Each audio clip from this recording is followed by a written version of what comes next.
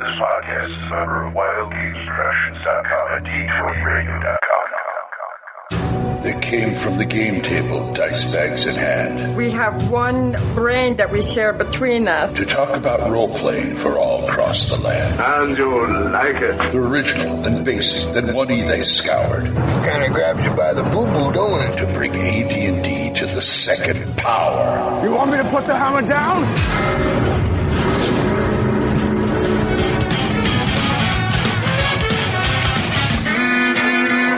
Welcome to THACO's Hammer, the best damn AD&D 2nd edition podcast ever.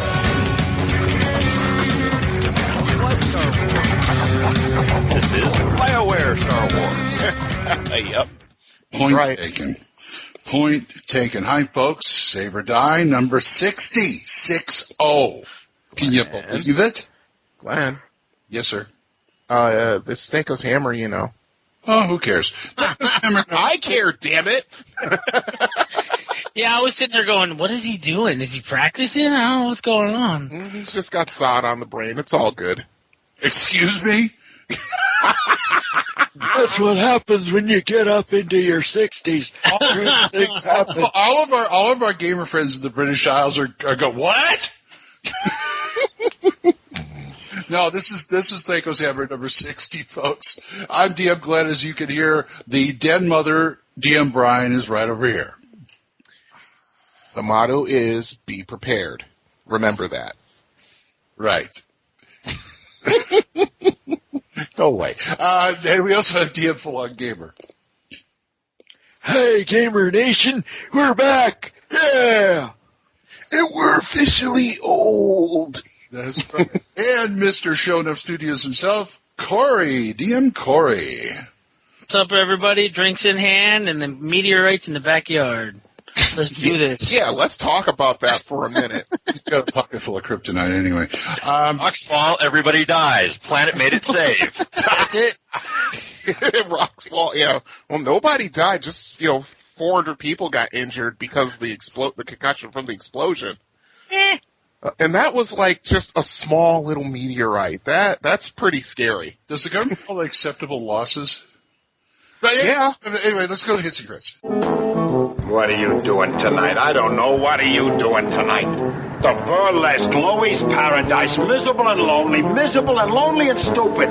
What am I, crazy or something? I got something good here. What am I hanging around with you guys for? Hits and Crits. Hits and Crits. Okay. I can see this is going to be a wild and woolly show. What you guys did on gaming this week? Somebody go. Well, last week we did session 4 of Hammers of the Duchy. That's right. Mm-hmm. You did.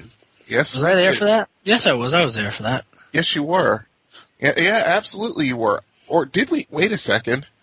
Time out on the field. I think we did session 5. Yeah, that was session 5. Yeah, session 5, because I haven't finished editing session 4 yet.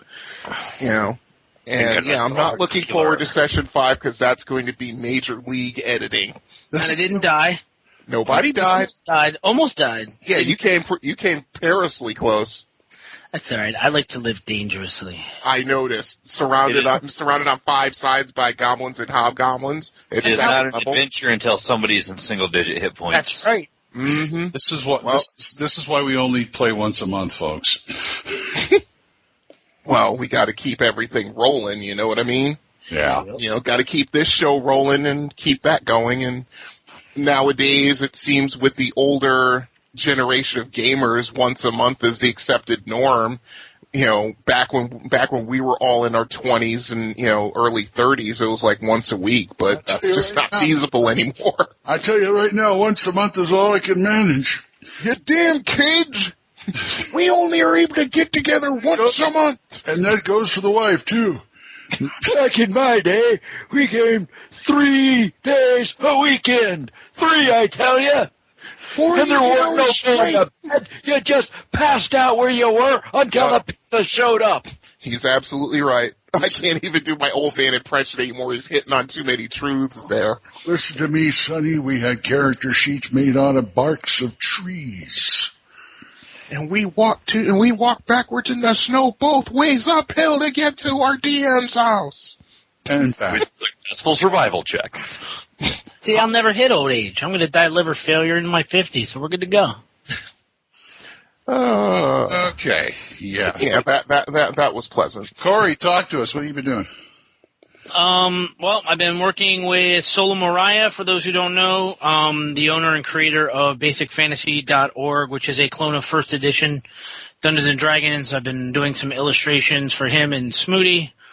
If you don't know who they are, if you're ever on Dragon's Foot, look for the green name, Solo Mariah. He's the creator of Basic Fantasy. Ran my group through the Raven's Hold and almost had my friends urinate in their pants and needed a smoke break because their heart was pounding in real life from the game. So, they had nightmares for the next few days. It was pretty nice. So, yeah, that's all I've been doing. That and drinking. So, Corey, do you ever play Basic Fantasy? No, I have not ever played Basic Fantasy, and it's been so long since last time I think I played First Edition Reagan was in the White House. Okay. Wow. Okay. Well, I haven't either and probably never will. So, but, you know, they got some good stuff there, good products, and really neat monsters. I like their monsters. I'm still trying to get a fire-breathing owlbear to them. Nice. That's not hard. Yeah, they got a picture of an owl on there, but it says, no, you need something with fire. I feel like full on, and SM fire. Fire. We're not going to have an owl there. We're going to have a phoenix bear. All right, full on, what you been up to? We got to get in our game on for the Hammers of the Duchy, and other than that, I've been desperately struggling to find time to keep keeping my tour on. And, of course, awaiting a chance to attempt to record our next session of the Lost Holocron podcast. Whoa. Anybody want to join in for a show? Also the audience members. I would be the newbie in that because I'm not that well versed in RCR, even though I've played in it and tried to run it once. Yeah, and Reagan was president when I played. That's okay. Reagan was president when I first started playing. In 1981. That was the year he got shot, wasn't it? I've forgotten more than you'll ever know about that game. And believe me, I forgot. You darn kids! So you're having trouble getting your... okay. What about you, Glenn? What you been doing there, buddy? Oh, man. A few various and sundry things. Did Hammers of the Duchy, of course, and that was a lot of fun. Been playing a lot of dungeon board game with my grandsons. Corrupting them. Yeah, and it's nothing like any edition of D&D. I mean, the basics are there, okay? Mm-hmm. But it's basically roll 2d6 to hit the monster. If you miss, he tries to hit you. He looks on a chart, see what happens. You may drop treasure, you may get killed or whatever. And if you get killed, you go back to the beginning, and that's it. Yeah, so, that's pretty much how the game's always been, though. Yeah, but they're having a ball. Gavin, my 6-year-old grandson, I can already tell I'm going to have to watch him. Why do you say that? Because he... I let him, first time we played it, I let them re-roll a certain number of times because they didn't, they're trying to learn the game and all that stuff. And second one, I said, okay, we're going to play this by the book, or as much by the book as we understand at this point. And we're not going to do re-rolls. And so we would do stuff like, okay, he always played the mage. Okay, I'm going to hit that red dragon with my fireball, and he'd shake it, and he'd release the dice saying, this is a warm-up roll. You have a dice cheater on your hands. Nice. Okay, and he does it again. This is a warm-up roll. If he gets the number, it's like, okay, that's real. Yeah, you better straighten that out pretty quick. Yeah, dice cheaters were a fast way to getting beaten up when I was younger. And I cannot believe the toughest monster in that game. You'd never guess it. It's not a red dragon. It's not the Dracolich in there. It's not the werewolf in there. It's a goblin. Green slime. Nope.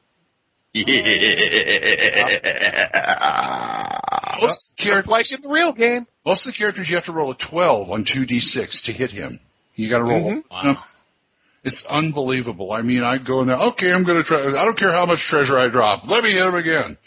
Unbelievable. Oh, I also played my Saturday game. If you remember, we were getting ready to go up against Green Dragon. How about that? We killed said Green Dragon. We actually played intelligently. Wow. Remember my friend Brad, he of the many characters? Yeah. His mage and the other guys came up with a brilliant plan that actually worked. First of all, the dragon couldn't have been very old. It only had 60 hit points. Yeah. And in basic, they have no magic resistance. Yeah, that's a major difference, yes. So, what we did is we tend to share the spellcasters share spell books. Mm-hmm. And so the three of us, we found the dragon in the lair. We snuck up on it in front of the opening of the lair, and the three of us were invisible. We cast invisibility on each one of us, and we said, okay. And my friend Brad's going, okay, I may die here, but I'm okay with that. It's like, wow, first time you're going to volunteer to die. Wow.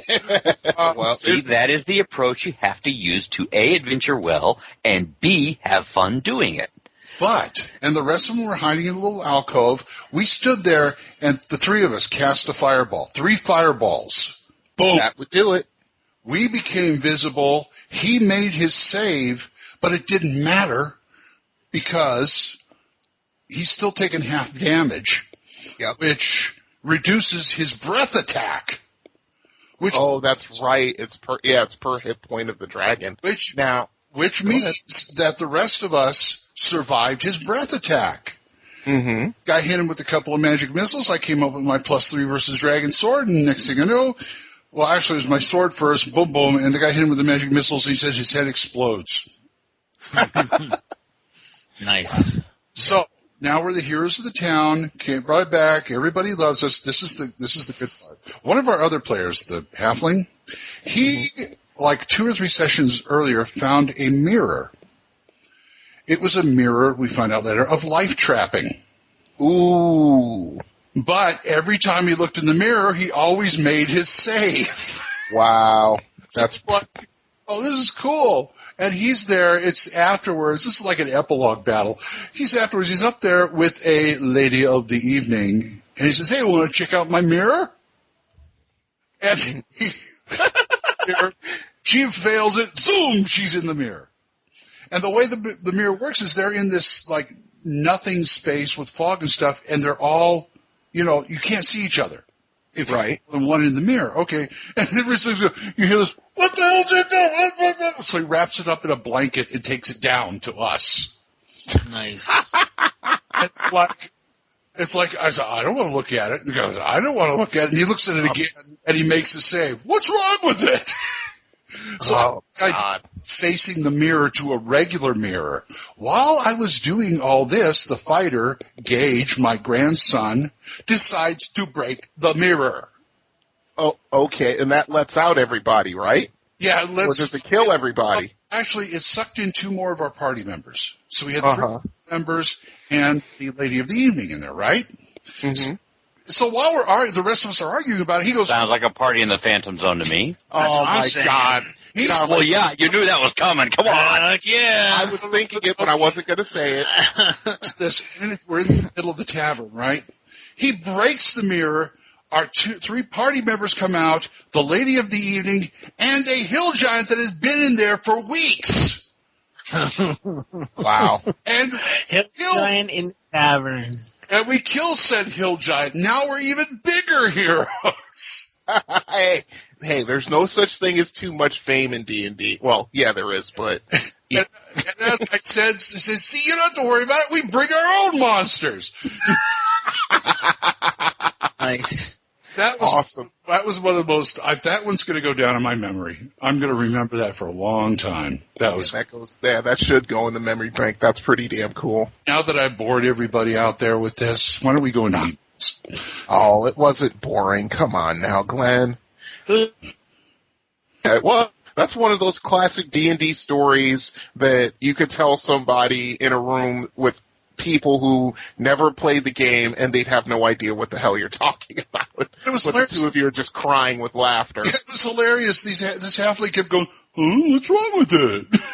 Oh, it's just one of those how con much was stories. he? I don't That's care. one of those- What? That's one of those con stories that you're sitting at a table with strangers, and that story always starts with, "I you not, there I was." Yeah. There I was. Listen, get this. Listen to this. My DM Matt and a few people still say they're coming to North Texas, so we're going to be talking about that. Oh, yeah. At one point. Yeah, spread that story around by all means. Oh, yeah. And it all starts off with, let me tell you about my character, or let me tell you about my players. Mm-hmm. Exactly, because, players at the con have millions of those kind of stories. Yeah. He couldn't figure out why I was sucking people up, but nothing happened. It just looked like a regular mirror to me. You're just very lucky with your saving throws. Oh, and the halfling also got an extra night on the house with her because she's his hero now. Oh, listen, he might never have to pay for it ever again. But then there'd be some quarterlings running around. Yeah. Anyway, Did you just call them quarterlings? No, I'm sorry. That's going the other way. Thirdlings. Yeah, thirdlings. so I'm like, he wasn't a halfling. 3/4lings, maybe. All right. What do we got for email? Oh, we have it's our constant contributor DM Kojo once again. All right. We gotta get him on this show. Yes, we do. Salud, DM Kojo. Welcome to your vociferous and extensive voices. We are here for your disposal. At this point, he's the de facto fifth member. He's the fifth Beatle at this point. No, he's not. He's our mascot. Just to let you guys know, I've been in constant contact with him, and we're efforting to get him on the show. It's just a matter of scheduling now. And he's taking some medicine for it. So, Oh. Wow. Nice. So what's trash? So what's all right, give me one moment to set up so I can get this rolling. All right, and here we go. Hey guys, it's DM Kojo. Hey, one of these days I'd definitely like to get on that show with you guys. Of course, juggling kid schedules and master's classes and full-time teaching and a wife who hates gaming. We'll do the best we can. But hopefully it happens sometime. But you guys had asked for stories about gaming with significant others around or not around. Let me preface this story with, I love my wife dearly, but she despises gaming. It's too dorky of a hobby for her to support. I play on Saturday nights when she's at work, so she doesn't have to see it. To buy any books, I have to basically sell other stuff to support my gaming hobby, so I've been using the little bit of discretionary funds I've got to buy collections off Craigslist, sell them on eBay, and buy what I need. And that's worked pretty well, and she can't complain about that. So I guess my point is we've reached an uneasy peace about it. She's not crazy about it. The fact that I didn't let her know I was into D&D back in the day, she feels I did a little bait and switch, and maybe I did. I can't deny that. I didn't bring it up when we were dating, that I used to be into the hobby. I didn't think I was going to get back into the hobby. I'm glad I did, though. So, even with a spouse that hates gaming, there's compromises that can be found, and I think that's kind of the point of why I'm relating my story to those out there who have similar frustrations. I think your analogy of equating it to poker night or some other regular get-together that people do is fair. Yeah, it might be a little bit dorkier in perception to the mainstream, but still good stuff. So keep on bringing us some Hammer and THACO's knowledge, and keep us the good work. See ya. All right, DM Kojo, Thank you, host Coach. of Flip This Game. Yes. Oh, man. That's what he's doing. I know. I'm hosting RPG Pickers, but yeah, notice they're starting to come out the woodwork now. Guys like me who like the spouse doesn't like. Well, Glenn, yeah, you're not alone. You're not unique. I'd say but they're probably 3 out of 5 gamers have that exact same situation. Yeah, well, they're starting to speak up now. Yeah. Hey, Brian. Yes. Is your girlfriend in the room? No. Okay, can you tell us honestly, how does she feel about it? So I had to check first. To be completely honest about it, she wants to play. Oh, okay.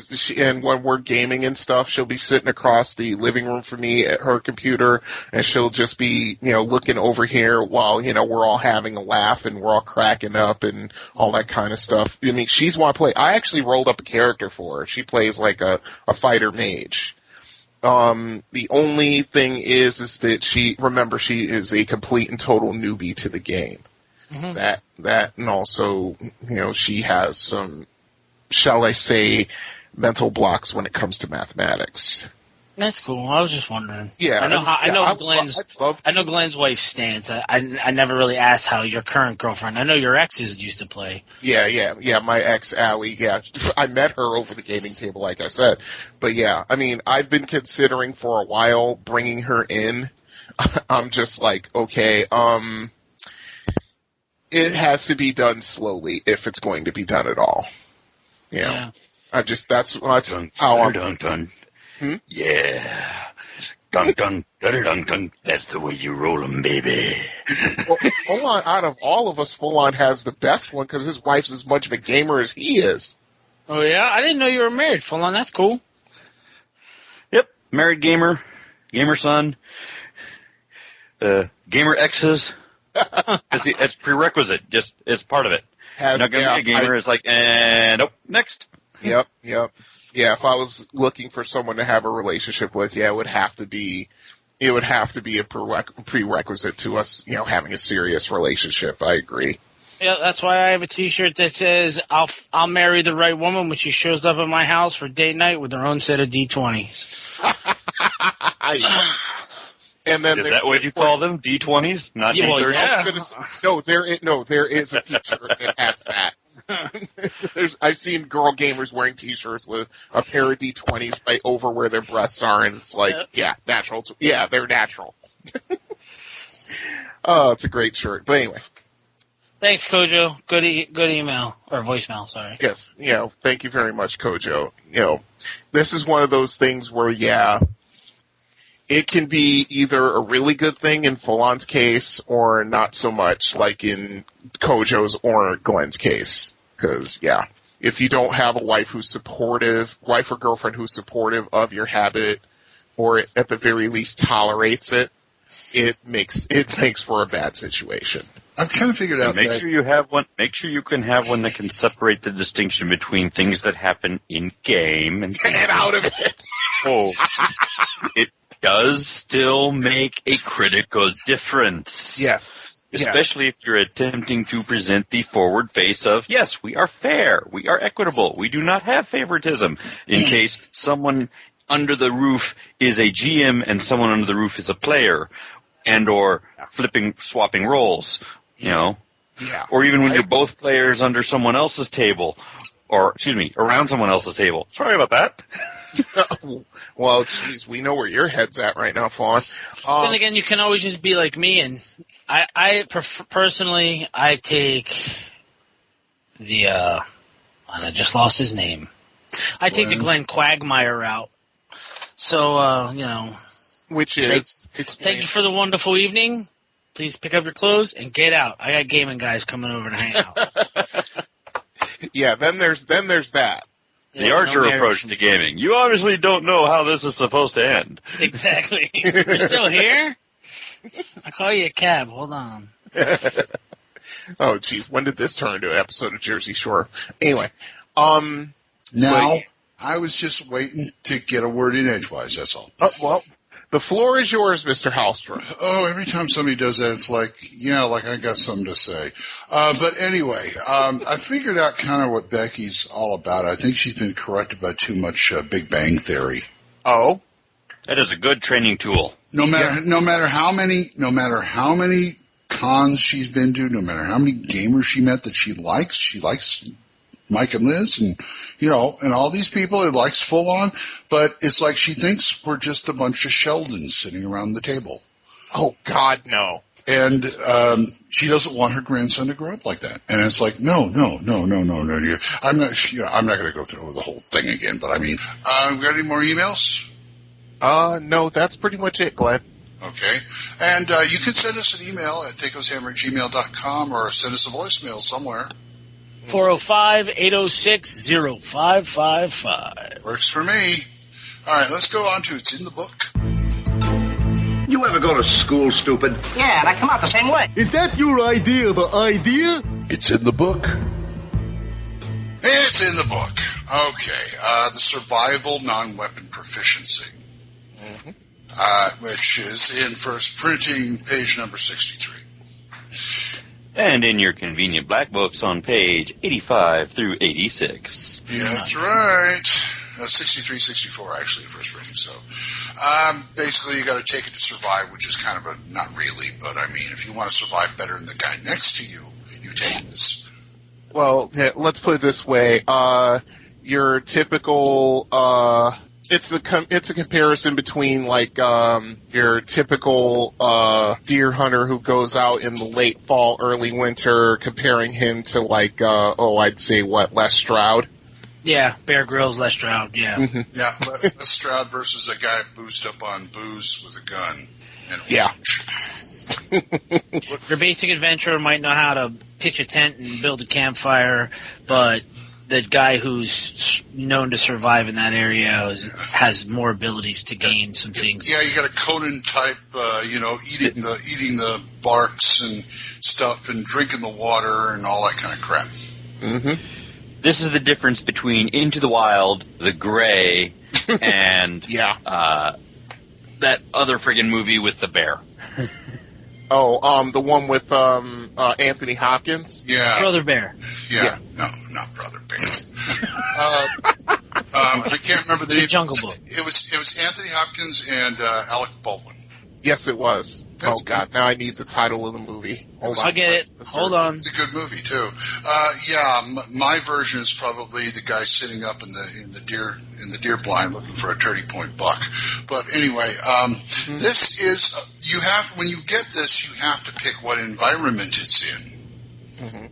In other words, what terrain, like desert or forest or plains or sub-Arctic or what? I'm going to take the plains. I'll take the outer ones. No. And I'm afraid you can do that. I think you can do that. Well, yeah. Well, that's planar survival. Yeah, that's true. You could. The movie's called The Edge. Thank you. Yep. And I don't know if you can. I've heard people take this for cities too. Urban survival, yes. But how does it exist? Underdark survival, yes. Definitely a trait and area of its own. I could have swore there was a streetlights in here. And just because you take this proficiency does not give you right and cause to drink your own pee in character at the table. There you go. That would be bad. That's taking role playing just as a shade too far. You put it in a Boda bag, man. What if you're in a survival situation? Well, unless your character's name is Bear Grylls. World, and you're playing D&D to get through the psychological hardship. Can I offer you a hot beverage? I'll pass, thank you. I'll go thirsty for that, but yeah, I mean, it just comes down to the knowledge of how to basically find what you need in order to quote unquote survive. And, it's a very, now there's a difference, the proficiency is the same between fighters and rangers because this is a fighter proficiency. Yeah, and I don't know if I agree with that, but go ahead and say. Well, it's like, and it's 2 slots, mind you. Right, it's double. Yeah, on top of double that. slots outside of fighters. Mm-hmm. No, actually, it's 2 slots. No, in fighters. Yeah, it's 3 slots for everybody else. I thought it was 4. No, it's only +1. They changed that rule. Okay. Right. Yeah. But with Rangers, I'm looking at the Complete Rangers Handbook, and of course they can if they take this slot, of course they can survive. They already know how to survive in their primary terrain. But if they they put more slots into this proficiency, they can get another type of terrain. That's for everybody, not just rangers. It's just, you have your survival knowledge skill for the terrain type, and every proficiency slot you add gives you more types of terrain. Oh. So you can become Bear Grylls and just walk into Mordor. Yeah, you could be Les Stroud, who's, trapped in a freaking Volvo station wagon for 3 days before he decides to finally wait for the weather and go out and find a hunter's cabin in the Norwegian wood.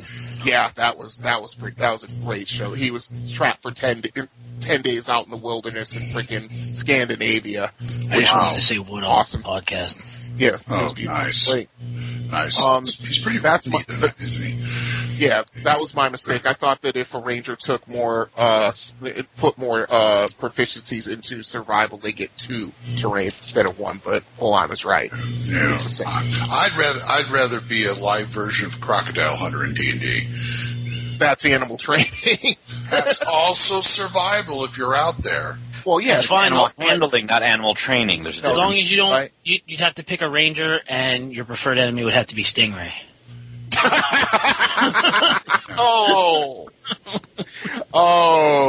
May he rest in peace. We already destroyed him back. I still have that image of him like tackling a beholder from behind and saying, "Look at this beauty! Look at him! He got all these eyes!" And the beholder's like, "Are you serious?"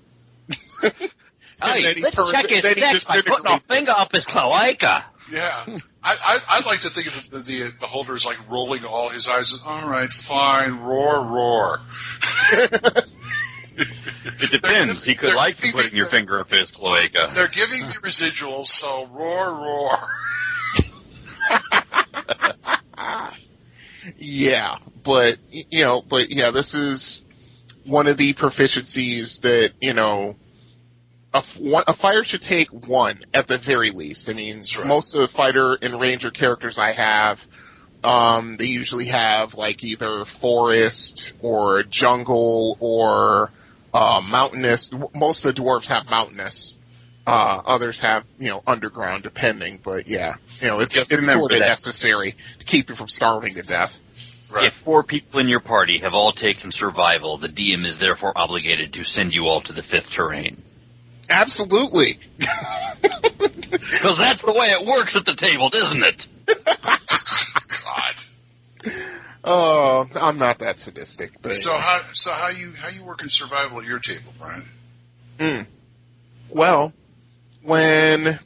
usually it only comes in if they're out in the wilderness journeying somewhere and they've been gone for more days than they planned for. In other words, packed provisions for. Right. Once their provisions runs out, then you have to fall back on your survival proficiency, your hunting proficiency, your foraging proficiency to find the food you need in order to keep everybody, at the very least, succumbing to starvation. Right. Not just when the food runs out.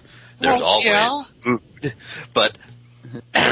But there's also the effects of the environment in general on there. So if you happen to be using, let's say, your wilderness survival guides or your Underdark or your Dungeoneer survival guides to their full extent, and you're now dealing with blizzards or sandstorms or things like that, it's the people with the survival proficiency that make the difference between, life or death for some of your party members in that regard as well. That I agree with that, but it more or less that would tie into other things, because what more or less, if you have a party of fairly intelligent players, when the DM tells them that the light flurries that have been falling for the last 3 hours is now pretty much turned into a full-on blizzard, most of them are going to say, okay, where's the nearest shelter we can go to? Well, unless you're playing a Corey's game. Hey, hold on a second. You could kill a green dragon, then we're going to hollow him out and we're going to camp inside. Oh, God. Now, when did this turn to Empire Strikes Back? Anyway, No, I meant that, Corey, because you told me about how you gave them a shelter to stay in, and they bypassed it because they feared that you're basically laying a trap for them. Oh, yes. That's why I said that. By players. Yes, because he was. Yes, Corey fosters a very high level of paranoia, probably on a 7 on a scale of 10. Yep. But anyway, but yeah, I mean, if you tell the players that, more often than not, they're going to be like, okay, unless they're caught out in the middle of the plains, then they've got a major problem. That's when, I'm going to start to have to say, you're going to have to make some survival checks here, because you're going to have to make some makeshift shelter. Although, I guess I just subscribe a little too much into player intelligence because, I've run with some pretty smart players, present company included, so, if you present them with a situation, they'll either first they'll try to use magic to circumvent it. Then if that doesn't work, then they'll start actually getting down into the nitty-gritty and getting their hands dirty to try and live through whatever they're going through, such as the hypothetical blizzard. Right. And if they're smart, they'll use magic in a practical way along with their survival to get through it. Yeah, that's what that Traveler spell sphere is for, which we will cover in a very soon, very soon occurring episode, yes. Yeah. As a matter of fact, it'll probably be episode 63. Okay. Mm-hmm. Okay, sounds good to me. How about you, Corey? What do? You just lay shelters there with, like, grilling the roofs? No. He has a very specialized sub-breed of, trappers and mimics. Simple two-man tents. He's got these. I have this large burrowing land-based monster that I've created called shelter mouths, and they bury themselves up to their neck. See, it's the dire demonic trapper, which has the flame-breathing mouth that resembles a campfire. Yes. Wow. They're actually 50 feet wide. Oh my God. That's just straight up evil. No, with the proficiencies, survival, I do make them use their survival check, and you can use that for more than just surviving for, like, the next hour or two. I use a survival check if somebody's like, I have survival underground. Okay, well, you roll me your survival underground. Okay. Yeah, the ground doesn't look too safe. It's not something where they need, what the dwarves have, the natural ability to detect unsafe passages. Yeah, you don't have engineering degree, but you know what? You survived in caves before. You're used to being underground. You know what an unsafe cavern looks like. So, you being in here, roll me a survival check. You can use it for things other than what the book says, and that's one of the main reasons why I give my players more proficiencies than the book actually allows as a house rule, because of the fact that I use my proficiencies probably more than a lot of people do in their games.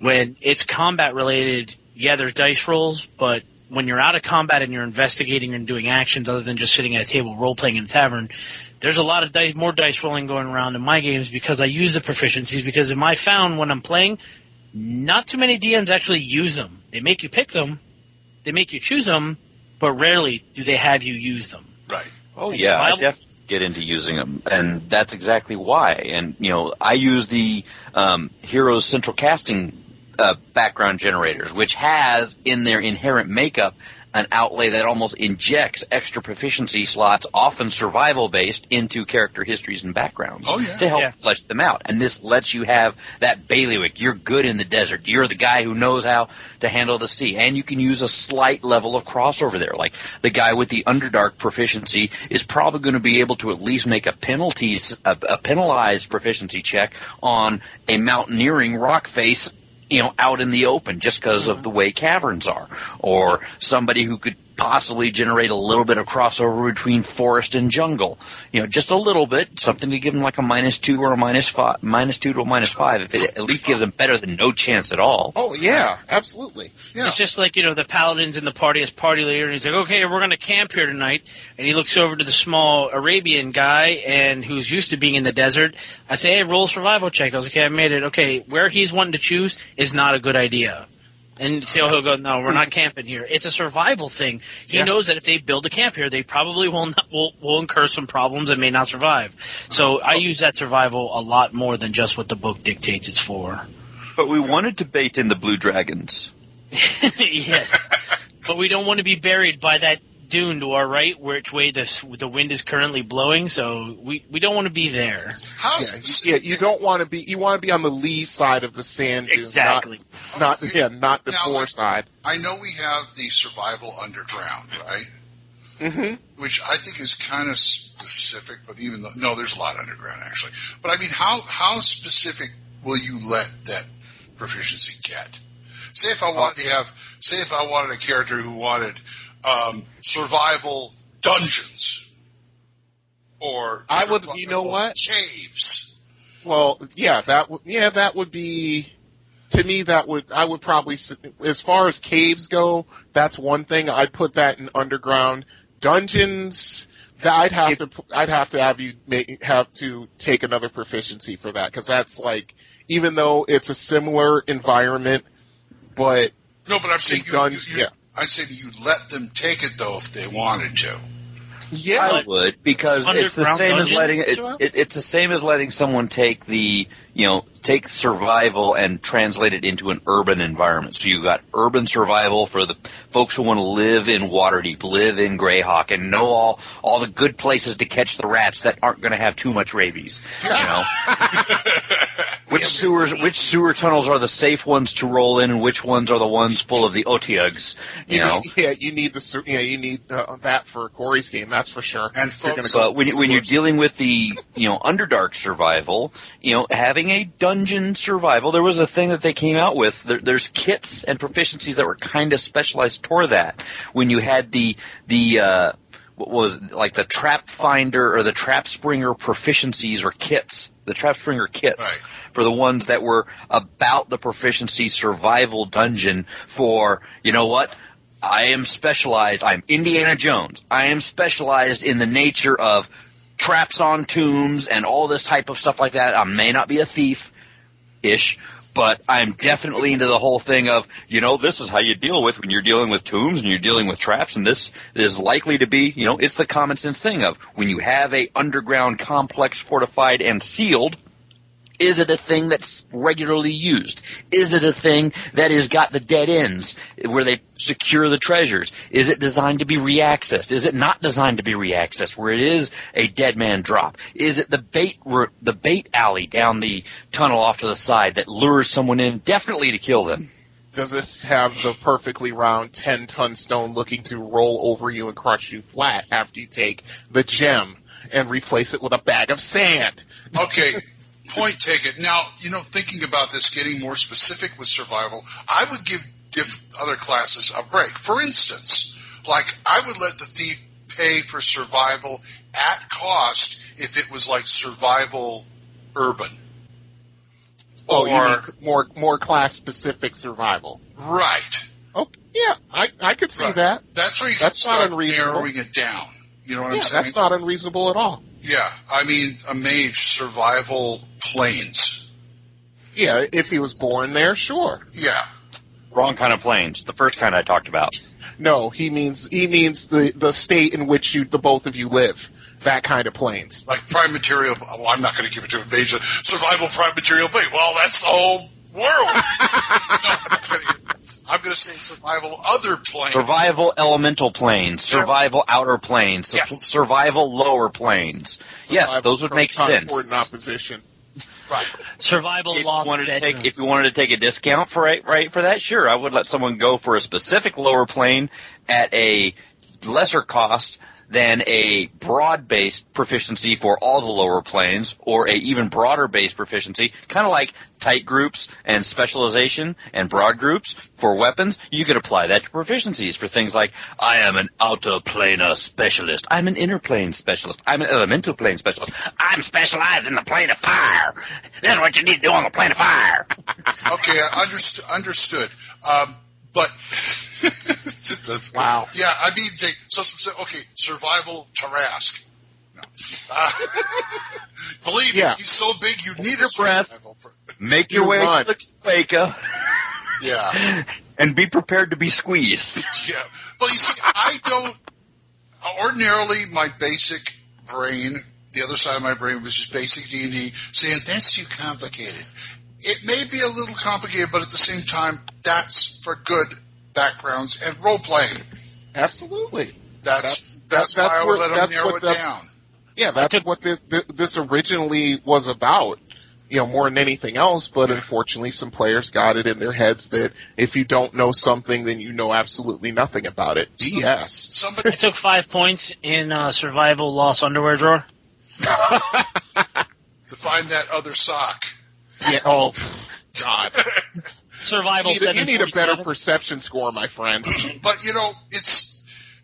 because, like, if somebody comes up with a whiz-bang background for their character, they need something that specific. Mm-hmm. Go ahead. Don't know how much it's going to come up, but go ahead. It makes it more interesting. Yep, absolutely. Give them that little bit of a sock. And nothing else. Take the Scooby-Doo proficiency. I'm a ranger whose specialized enemy is the undead. I'm going to take survival haunted locations. If nothing else, it's role-playing in the fact that you can sit around and role-play with other characters and do stuff like sit around the campfire and tell stories about this because you got a lot of experience in it and stuff like that, or in the inn for drinks or something. Yeah, sure. And I love it when the first level character says, "In my vast experience." Yeah, that's when he gets hit upside the head with an empty pewter drinking mug. Shut up, brainy Smurf.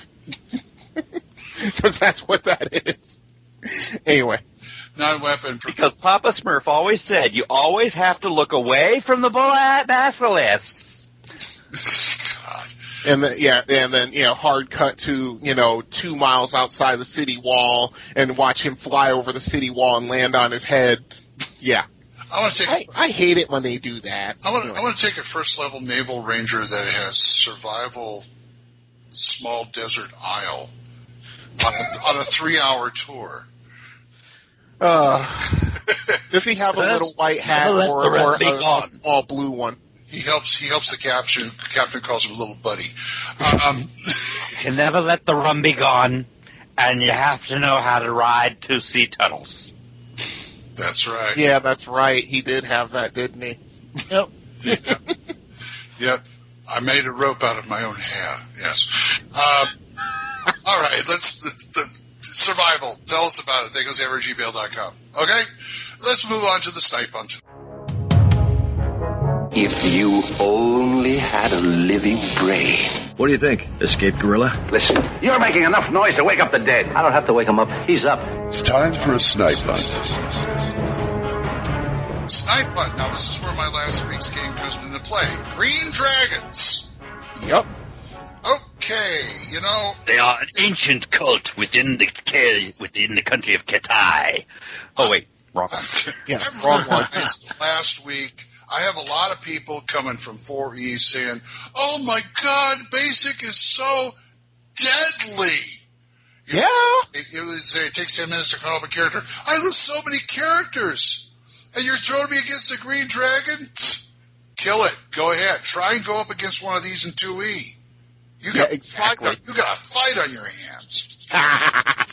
Yes. Tell us all about it, Brian. What did they do to this bad boy? Okay. Green dragons are mostly found in forests. One of the personality aspects, not even getting into the physicals yet, because, I have to, all of a sudden fire up my Monstrous Companion because I forgot to do that. I got the book in front of me. Page 67. Yeah. Actually, I'm using the Monstrous Collection. That too. It is so handy. Everything is right there. This is the kind of thing you want to print out and just make like leather-bound volumes, like an encyclopedia, right there on the shelf. It's just so convenient. Yeah. But anyway, and looking under the chromatic dragon, green dragon, there we are. Green dragons are bad-tempered, mean, cruel, and rude. Well, yeah, lawful evil alignment. Well, they stop passing gas behind you, in front of you. No, they breathe gas. They don't pass. Oh, I wouldn't. Hey, I think. So does that gas attack go out the other end too? Well, I'd give like a -3 saving throw to that. Anyway, yeah, like I said, they They are master manipulators. They love intrigue, and they seek to enslave other woodland creatures and killing those who cannot be controlled or intimidated. So, yeah, these aren't just like white dragons who are pretty much, more instinct-driven and more mindless than other dragons. These ones they're the ones who are behind that tribe of orcs who are constantly hammering at the elves because the dragon's looking to have the orcs weaken the elves so the dragon can come in and take over. He's the man behind the man behind the man. Mm-hmm. Or, yeah, exactly. The dragon behind the dragon. Yeah. There's a reason that the Green Dragon features in one of the key side quests offered up in Night Below. Oh. As a potential ally. Uh-huh. You gotta give him something to think about, though, and, Well, again, this is where it gets into that master manipulator, where it gets into find that way to appeal to the dragon's pride, find that way to influence the dragon into seeing things from your perspective as opposed from his perspective where you are part of, the hors d'oeuvres. And lawful evil means that you can appeal to his vanity, too. Yeah. And you can secure a deal. Yes. Now, it's interesting. The paladin may not like it, but yeah.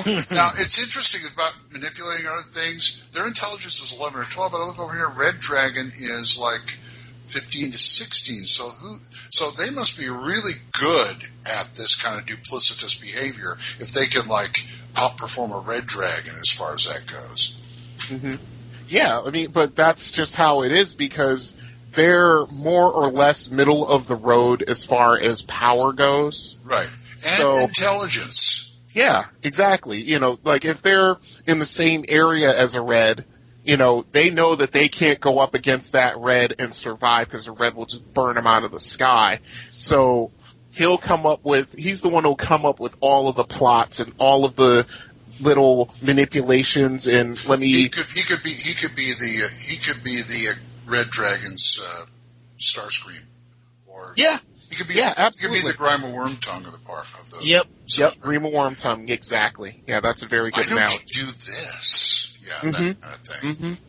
And because they do the second power they get is the suggestion spell as an adult once per day. That levels the field right there. I'm looking at some of these dragons. A lot of them are exceptional intelligence, so you got to have something like that to level the field with him. Yeah, exactly. Yes. And they even say that green dragons like to question men, especially adventurers, to learn more about their society, abilities, and what's going on in the countryside, and if there's treasure nearby. So he can do the master manipulator thing. Yeah, or if necessary, could just go in and just take it by force. They just the way I look at it, they're not the type of dragon who immediately resorts to violence. If they can figure out how to turn a situation to their advantage, they will do that. Well, lawful evil suggests that he has a brain like that. Yeah. So they like to stalk. They like to use cover and concealment. They like to be the ones slithering through the grass, utilizing their pass without trace. Not crushing their way boldly through the trees. They're just going to slip up on you when you think they aren't going to fit. They will use the terrain to their advantage. They will try and fight you on their home field. Or lair, for that matter. Mm-hmm. Is that a Parkinson or an Elmore piece of art where it's that green dragon just kind of there in the forest, looming over out of the trees, looking down on the party it's about to lunch on? Yeah, I think that's Parkinson. I know which one you're talking about. Corey can tell you. That's exactly why they're that way. Mm-hmm. Yeah, it's always better. It's better to sneak up on something and try and just intimidate it into submission rather than just kill it outright. Unless it's hungry, of course, then all bets are off. I'm thinking the Green Dragon is very Shakespearean.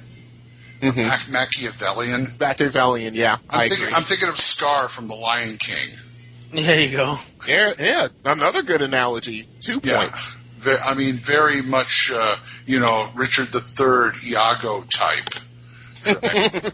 Yeah, that definitely works. Yeah. Okay, getting to the specifics, the physical stuff. Of course, they're immune to all gas-based attacks, of course, because they breathe a big cloud of poisonous chlorine gas. Well, we found that out, yeah. I thought you fireballed it and that was it. I thought you guys just took it. He made a save, but he still took half damage, and in basic, that reduces his breath attack. See? So we could survive said breath attack. Mm-hmm. Yeah, I've been in adventures where they had a little bit of science injected into the adventures, who treated chlorine gas as explosive. Yeah, I was thinking that makes why am for I not surprised by that? And that makes for some interesting tactics. When you want the dragon to breathe, you can blow his ass up. Now, if you at the same time those 3 fireballs went off, that would have been interesting. Mm-hmm. I'd have given a penalty to its saving throw if I was going to go that route. Sure. My favorite. He's immune to gas. He's not immune to exploding gas. My favorite thing to do is when they breathe their fire and I'm playing a druid, create water. Somebody gets in their swim trunks. Let's do this. Oh, man. Create water. I'm making a swimming pool. Okay. The cloud of poisonous gas, 50 feet long, 40 feet wide, 30 feet high. And of course, you save versus breath weapon for half damage. Of course, as the dragon goes up in age category, so does the breath weapon damage. The breath weapon from a hatchling is only like 2d6 plus 1, but one from a great worm is 24d6 plus 12. So, yeah. You better be careful. So that 3 fireballs would have worked on him to great effect.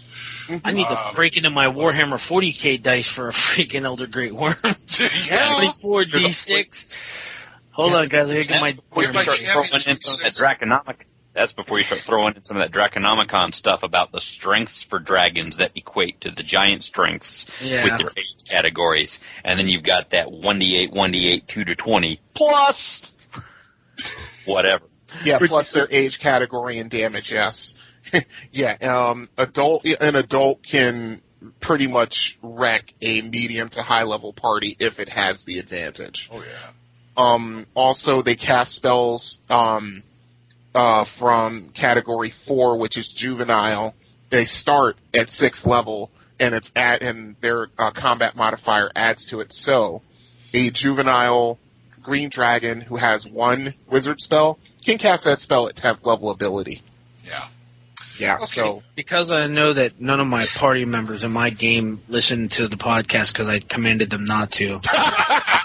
And they failed to save for you, by the way. There's a they don't know the town that they're in, that the haunted town that no one lives in. There's actually a green Draco Lich layered. Ooh. Yeah, so essentially what I've done is, because it's an undead dragon, I've given it the ghoul ability with the circle of stench and the death, but it's actually the chlorine gas still lingering from the green dragon. So I'm using so it moves with the dragon lich. Wow. I just thought I'd add that. So every time the Dracolich tries to breathe, it takes a nice big inhalation and goes, ha, and it all shoots sideways out of its rib cage. Oh, That's wow. the entire spherical globe around it. You know he doesn't have to breathe, he just has to get close to them and they're already engulfed in it. Oh, yeah. You know what? I'm looking on here. They said they like to enslave hill giants, which the dragon considers his greatest enemy, which I find kind of weird. You know, hill giants, to me, I know they got a bump in 2E, but, you know, you mess with great worms, there's no comparison. No, not even close. Yet they consider it like... Again, What? this is, again, part of the one of the text pieces that got thrown into exactly why they're part of your plot in Night Below. Uh-huh. Okay. Well, there is a raiding, marauding band of hill giants. True. There is a green dragon in the nearby swamp/forest. Yeah. Can you cut a deal, or do you want to fight the hill giants below the level you need to be at? Yeah, at that point you're pretty much forced to cut a deal. Fine. Because you can't take the hill giants out unless you're really lucky and you're really good at tactics, or you can't fight the dragon. Yeah, you can't fight the dragon, so make the dragon fight the hill giants. Yep. True. Yep. That's all you got to say is basically say, yeah, there's some hill giants over here, and we spied on them overnight, and they're planning a raid on your lair. Hey, somebody with survival forest could tell you that green dragons hate hill giants. Or survival hills. It just doesn't seem kind of like hill giants. I keep thinking, given their personalities, they probably look down on them and not even consider them, worth it. What do you mean? Well, I mean, dragons got the ego size of them. Mm-hmm. And, everything else, to me, dragons think everything else is just like ants or something. All the other. Well, again, hill giants are just bigger ants. Yeah. They like to play with humans. They're probably going to like to play with hill giants who are much more useful, except the problem is when they piss off the hill giants, it hurts when they try to rebel. So obviously they are far more pissed off at them than they are at humans, who aren't even worth the effort to crush. And also, the reason why green dragons hate hill giants so much, if you look down into the ecology, hill giants hunt younger green dragons. They consider it a delicacy. Yep. Right. So there's your whole thing. It's more of a grudge. A pretty big grudge, I would think. Pretty big. All right, no argument here then. All right, hill giants, go for it. Yeah.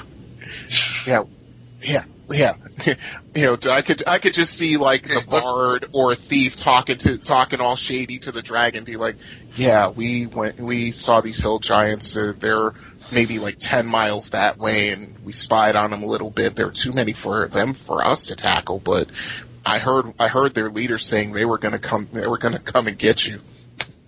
They were all you got to do. Recipes for omelets. You have a click of eggs. Yeah. Wow, that's a coincidence. I'm going to get out of the way now. Yeah, we're going to leave now because you're doing a wimpy. Let's you and him fight. Yeah, something of note that I've noticed here that's not prevalent in the other dragons. Green dragons do not cast pre-spells. No, they do not. It's all mage. They are mage only. Yes. Go ahead. No, I was going to say that's a little more dangerous because those are the more offensive-based spells, as you know, Gory. Yes, they will be able to cast Chromatic Orb. Yes. But they can't cast, Cure Light Wounds, Cure Medium Wounds. No, they can't. They can cast Chromatic Orb, which they call Dragon Balls. Oh, no. Oh, Glenn, I knew. Oh. We were just about to get out clean, and then you had to... Do watch out when the dragon claims a sector of the forest or the swamp and starts casting guards and wards. Yeah. Your party's in trouble. Yep. Yeah. Oh, let me do a little... Let me go off on a tangent real quick. Speaking of hill giants, you know how that giant lasted all of 2 rounds? You know how we killed it? One of the mages cast Phantasmal Force under it, making it think he was falling in a 300-foot pit with spikes at the bottom. And son of a gun, he failed to save.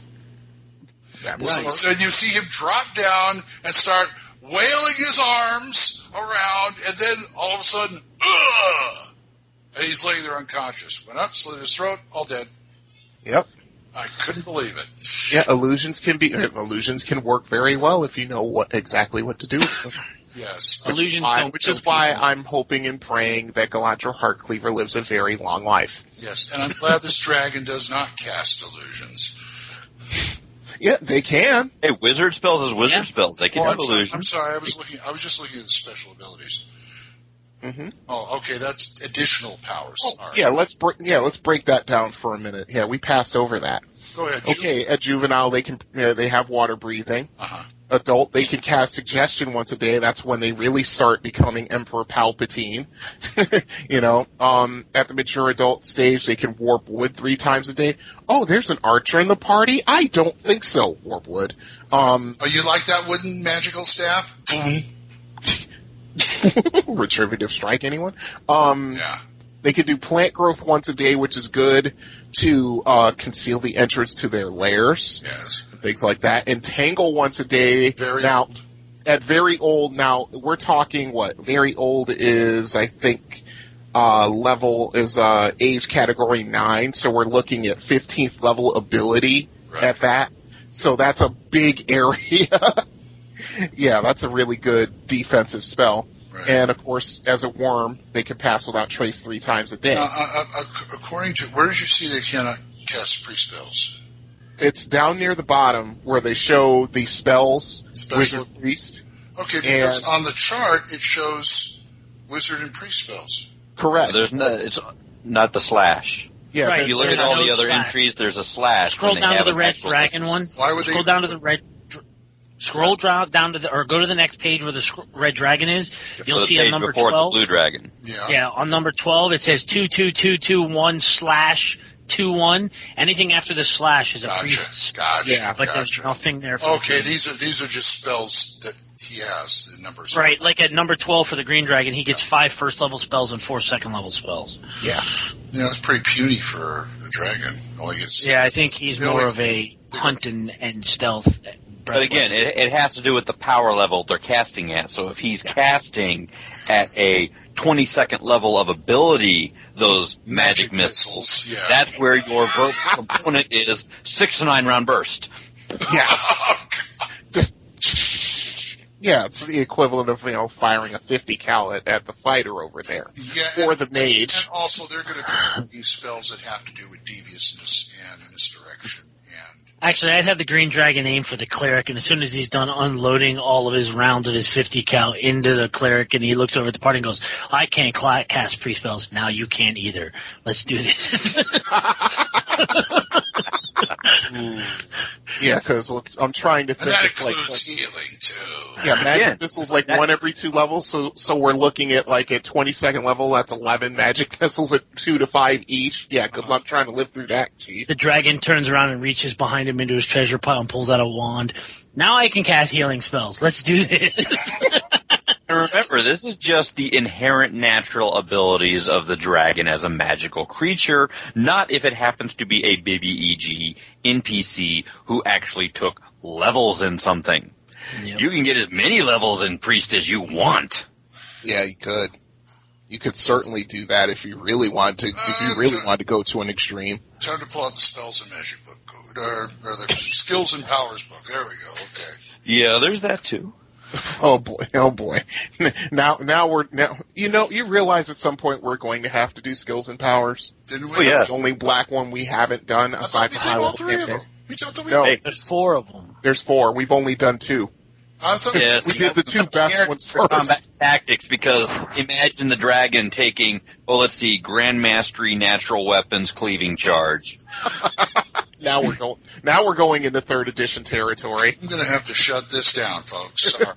Yeah, let's put this to bed. We can do this all night. Yeah, Green Dragon Stories, THACOshammer@gmail.com. Let's head over to Getting Out of Dodge. This is it. This is what? If I take one more step, it'll be the farthest away from home I've ever been. Getting Out of Dodge. Okay, Getting Out of Dodge. We're doing a Forgotten Realms box set, The North. Now, let me say this. I know most of the stuff as far as this box set goes, folks. I'm going to admit it. I mean, you probably see me, see that I don't know all much about stuff on here. This one I'm going to admit I am totally out to sea with it, because the first time I ever saw this box set was when I looked it up today on the internet on, I think, eBay or something like that. And it's like, I've never, ever seen this box set in store or half-price books anywhere. Well, I can... What? Go ahead. No, I was going to say there's a reason why you've never seen it before. I mean, I've never because most of the people who purchase it still has it because it's awesome. Right. I'm seeing the original. I was around during the original release, and I didn't see it in the game stores because it sold out that fast. Yeah, because it's that awesome. Well, what I'm thinking is they made that little a print run. Yes. No. Yes. It wasn't that. No, the print run wasn't huge. Like for the rule books where they had to do additional printings. But it's respectable, like Nightblow or Undermountain or City of Spiders or something like that. Mm-hmm. It's a respectable print run, I thought. Mm-hmm. But yeah, the North was fairly. It wasn't. I'll say it's uncommon. I'm not going to say it's rare. Uncommon. But yeah, every every self-respecting gaming store that I've been in, especially once I moved down to Florida, you know, in Orlando, which it was Enterprise 1701 at the time, where this place was jam-packed to the rafters. As a matter of fact, they had so much stuff, I'm surprised they didn't, you know, violate fire code because it was stacked so high in some places. But they had these kind of box sets, you know. I mean, if, you know, your friendly local gaming store, I can kind of get it. But the Walden Books was a good resource for this kind of stuff.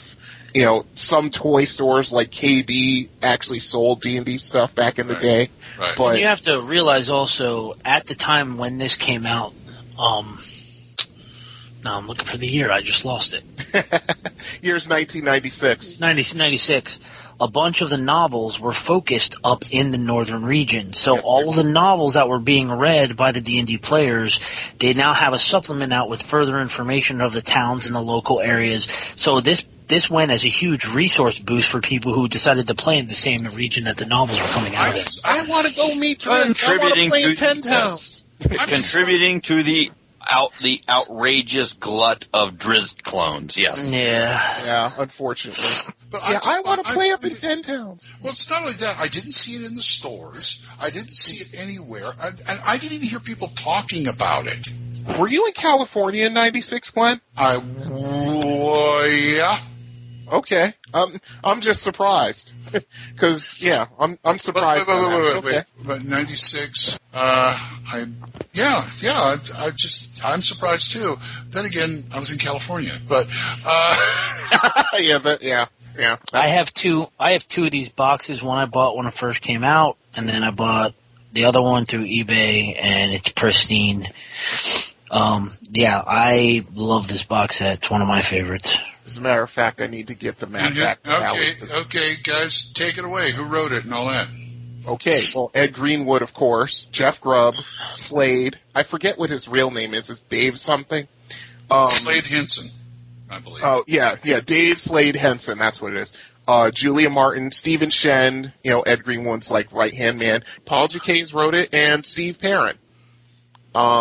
Cover artwork by Larry Elmore, awesome, and interior illustrator was Martin Salvador. Yeah, and he did a great job. Yep. Okay, so the artwork passes. Okay, and well, of course it gets a thumbs up from 3 out of 4 of us here, and we're trying to convince you. I believe you though. I believe you. I find it like what this went like not only under my radar, it went like right into the ground. Well, were you playing second edition at the time, Glenn? Can I ask you that? Yeah, sort of. This is kind of a gray area for me because I know what I was doing in 96 in California. I know what it was, Glenn. You've blocked it all out of your memory. This was your Spelljammer phase. No. No. I think it was a time I was living with my roommate and I just didn't get as much gaming in as I wanted to at the time. Yeah, and I had the group was going in a different direction, like Champions or something like that. Too many bong hits, not enough roll crits. Too many nights in the hot tub, I guess. I don't know. Oh, gee, brag much? Anyway, in 96, that's the year I met Allie actually over the gaming table, and she had this box set.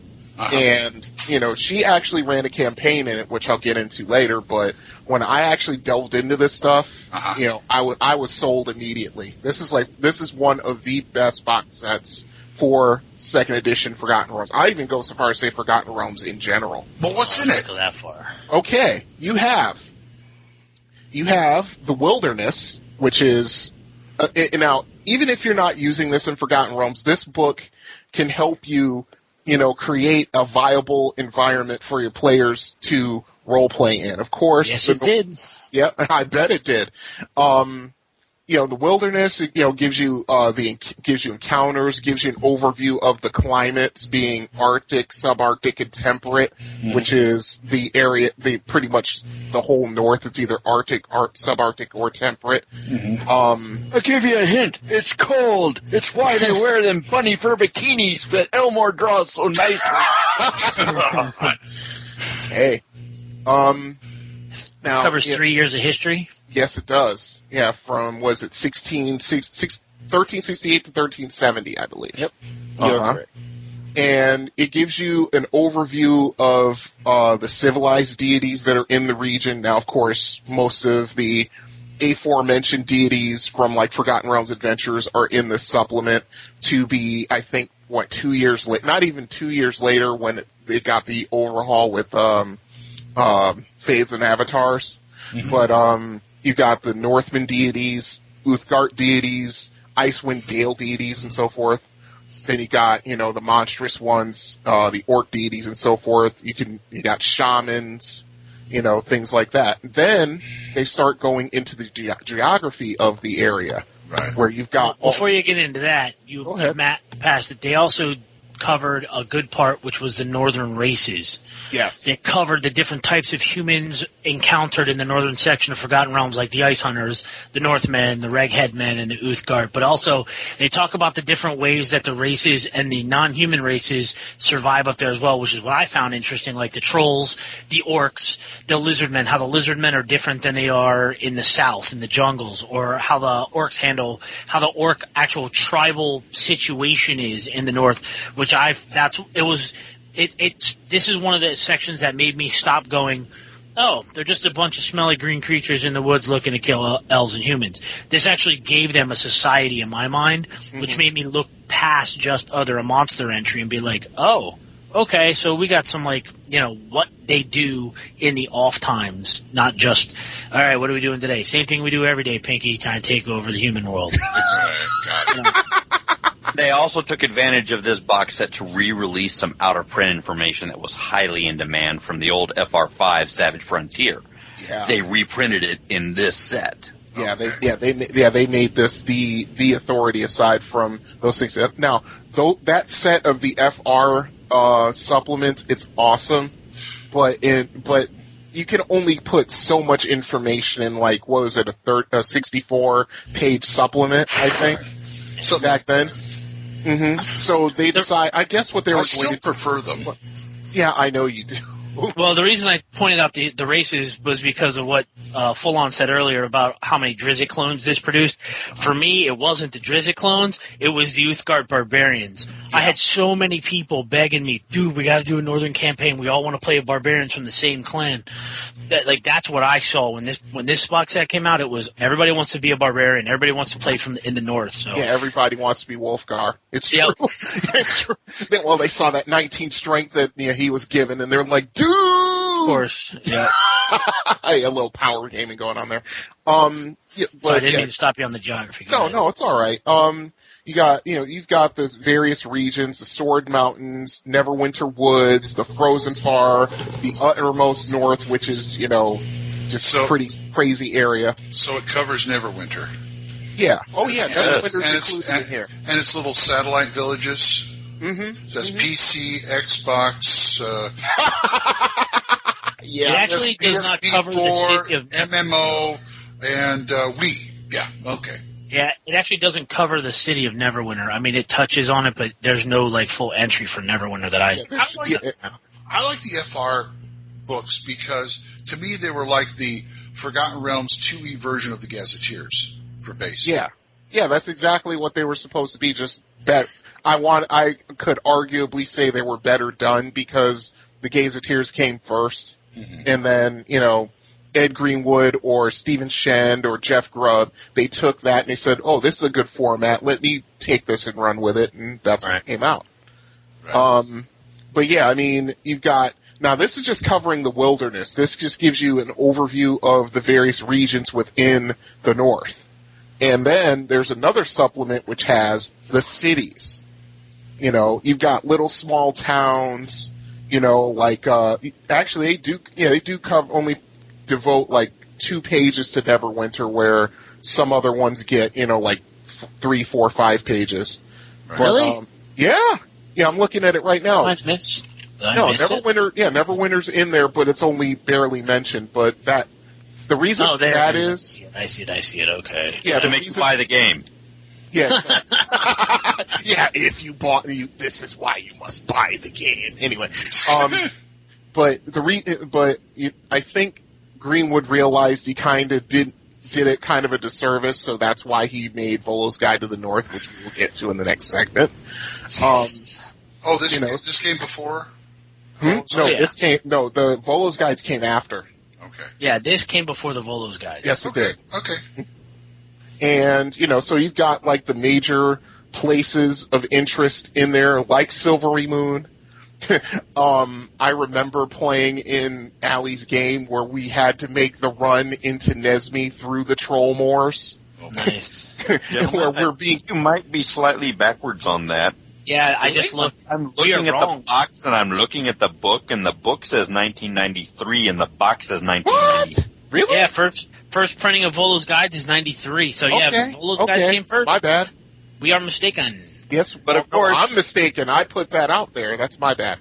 But the grand mastery of the narrative style of Ed Greenwood when he is talking about his setting and just immersing you in what you get out of it is why we'll go into you need the Volo's Guide to the North. Yeah. Even if you've got the box set of the North. Yes, I agree 100%. Because, the box set's more of an overview than just focusing on, several areas like the Volo's Guide does. And you get the nice maps. Don't even get me started about the maps, Glenn. I'm trying to hold myself back, but continuing on, there's also a little. This is one of the things I liked about what TSR did with, like, the Forgotten Realms box sets, especially the campaign expansions. They would take one specific area or city and make it into a supplement unto its own and include it in the box set. Like in the second edition reprint of Forgotten Realms, Shadowdale's in there. In this one, it's Daggerford. Right. Which goes into detail about the people, the militia, all the interesting NPCs in there, services, It's a big red flag saying you can have your character's base here. Oh yeah. If for some reason your characters don't want to base in Silvery Moon, and I don't know why not. I think Silvery Moon is awesome. Well, then again, I've got a crush on Elestriel, but that's just me. Aside from all that, it gives you a really good in-depth view as to what's going on in this place, who are the movers and shakers, who you need to watch out for, who you need to be on the good side of, and so forth and so on. And I thought that was a good way to show the person who's opening this box set for the first time saying, hey, here's this area, this is how we've done it, take the other stuff that's there and make it yours. At least that's how I see it. Okay. Now that we've kind of covered the 3 supplements that are in it, let's get to the real meat, the maps. Now, if I'm not mistaken, there were 2 poster-sized maps of the region in the Corey, because you have the box set. Can you confirm that for me, please? I think there were 2. 2. Okay, good. I was right. Good thing to know I'm right about something. One of them was a complete. It was like, I think they broke it into 2 areas more or less, and I'm looking at the region which has Luskan and 10 towns and the Spine of the World, which is like this just ridiculously huge mountain range, and the Reghead Glacier to the north of it. And not only, at least to me, these are very well done just from an aesthetic standpoint. It also gives you these nice little areas which could be just little starter areas for adventures that if they're not published, the DM can just make something. Like they have the Raven Rock, which is like, just to the south of the Spine of the World, which is the huge mountain range. You have Frost Keep. Yeah, that's Frost Keep. You have, you just have all these interesting little areas that you can just create dungeons or ruins or whatever you want to create to have your party explore. And, they have, going on the Sword Coast, going up the Neverwinter Woods, which is this massive forest, but the part that I like, aside from, then they give you a overlooking, a top-down view of Luskin, which is actually pretty cool unto its own right. It's really well detailed.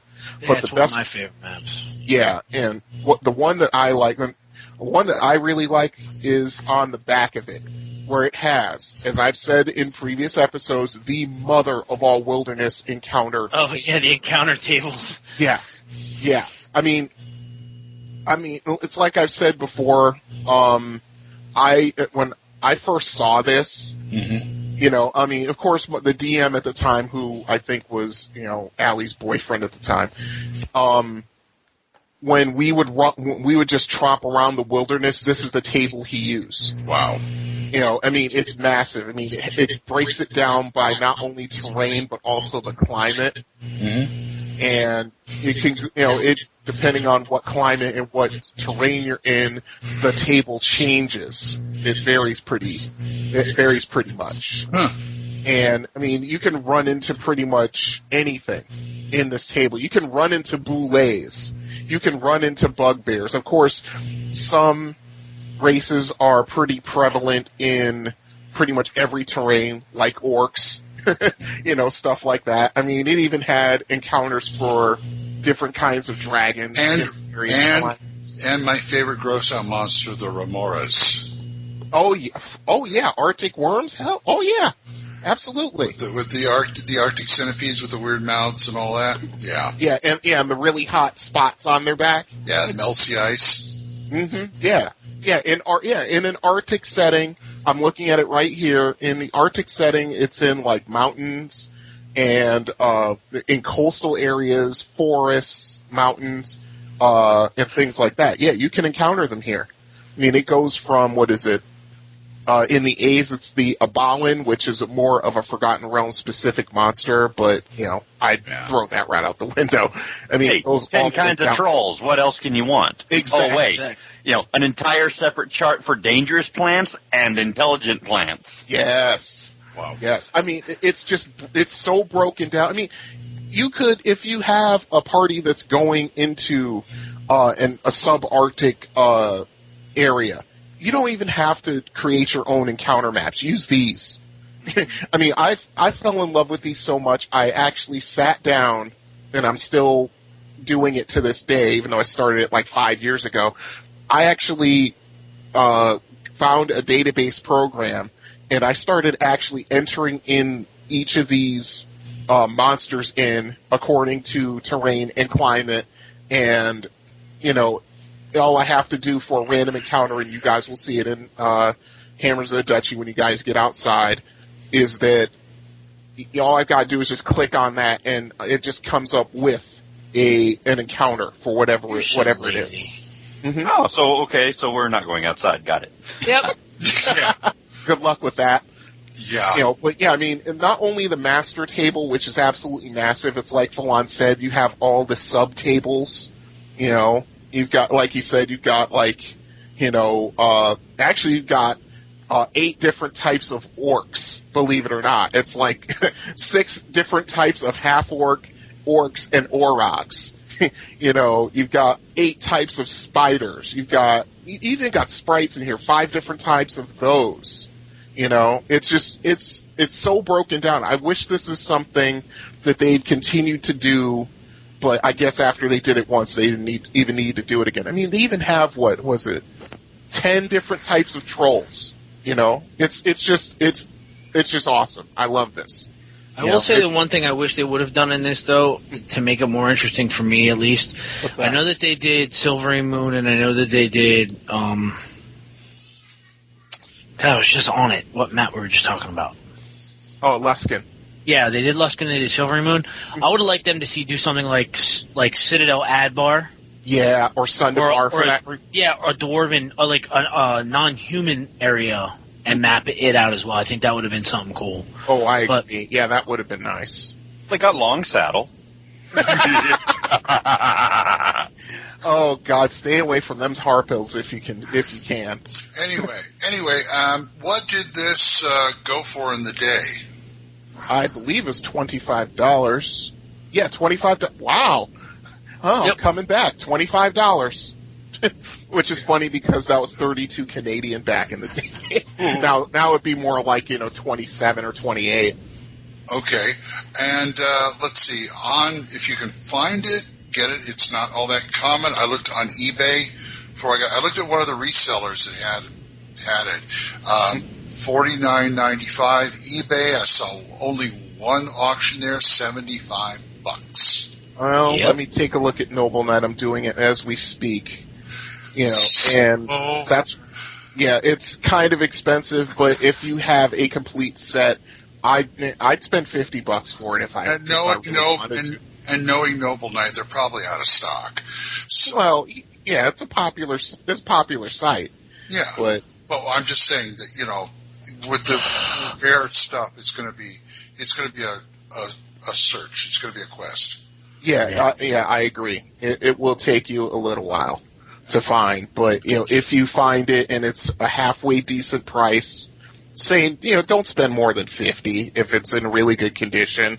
But yeah, I mean, if you're really looking for this, you'll probably have to pay, premium probably price. close. Yeah, you probably have to pay close to twice the list price for it nowadays. Because now that you think about it, the thing is 17 years old. You hear that, people out there on the internet? You hear that, eBay? You hear that, Craigslist? THACO's hammer, setting prices for role-playing supplements since 2012. Some of those people are absolutely crazy when they price their stuff. And when we play, we use Crown Royal bags, the official dice bag of the OSR. I forgot to plug. I've been plugging that like crazy on the other show. Oh, you are hilarious. The official dice bag of the OSR, Crown Royal. I want kickbacks from Crown Royal. No, seriously. I just want Crown Royal. I just want bottles. I just want free bottles of Crown Royal. That's all I want. Yeah, give me a bottle of Crown Royal Black. I'll be happy. Yeah. Mm-hmm. I bought some empty ones that I want to get them like embroidered on the other side with the OSR. This is the official dice bag of the OSR. Okay, get this, guys. Okay, good. I just looked it up at Noble Knight. It is in stock. Yeah. They have one that is like new, $139.95. You're out of your mind. You people should. One in very good condition, $90. In the immortal words of Zoidberg, your price is bad and you should feel bad. But yeah, I mean, I wouldn't pay that. Ashamed of yourselves. Yeah, I'm a little surprised it's that much. If this I'm not. If this was a restaurant, I'd say Gordon Ramsay on you. Not even. Wow. Or if it was a bar, John Taffer, he'd be more fun to watch. You ever watch the show Bar Rescue? It's like Ramsay's. No, I've seen Bar Rescue. Yeah. Yeah, it's Ramsay's Kitchen Nightmares if Morton Downey Jr. hosted it. Yeah, but it's pretty good. Kids, look it up.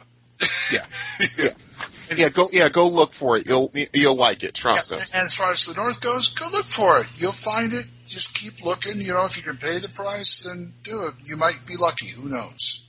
Yeah. And in your assorted, bargain basement fragments of game supplements, bookshelves at some kind of used gamer bookstore, you might find Daggerdale. You might find The Wilderness. Take them. Get them. Yes. If they're sitting out there free of their box and they're sitting there with a little tag on it that says $5, $10, whatever, just take it. And nothing wrong with building your own box. And Half Price Books has this habit right now of selling box sets for cheap without the box. Everything's there, all wrapped up in cellophane, but you don't have the box. Where's the box? Yeah. No, you're right. You're absolutely right. And, and that's probably the best way to find it, but I just it's not, at least it, go ahead. I was just saying, I just gave my DM the Silver Forgotten Realms box set for 2E without the box. I paid $15 for it. Mm-hmm. So yeah, they're out there. Yeah, but my whole thing is if it's a copy that doesn't have the map, it's not quite worth it anymore. No, I'm saying this had maps and everything. I buy there, I always go up to the counter and go, I want to open this, see what's in it. Mm-hmm. So yeah, some of it you can do is on maps. This you need maps. You need the maps. Mm-hmm. Really do. Yeah, the maps are pretty necessary.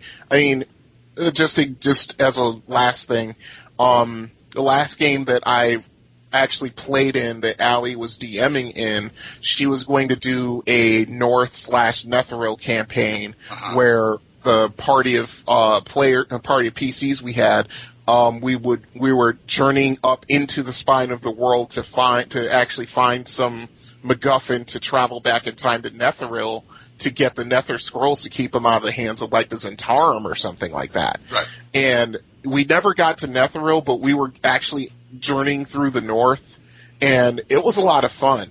Yeah, it was a whole lot of fun. I mean, aside from the fact we were playing in the north, which we both loved, Allie's a really good DM, or at least she was. And, no. She's not listening to the show, right? That's no knock on her. She hasn't run a game since probably that's the last game she ran. I'm pretty certain of it. And that was like, at least 30 years ago. Go on. But yeah, I mean, it's a lot of fun to play in, even if you're just tramping around in the wilderness.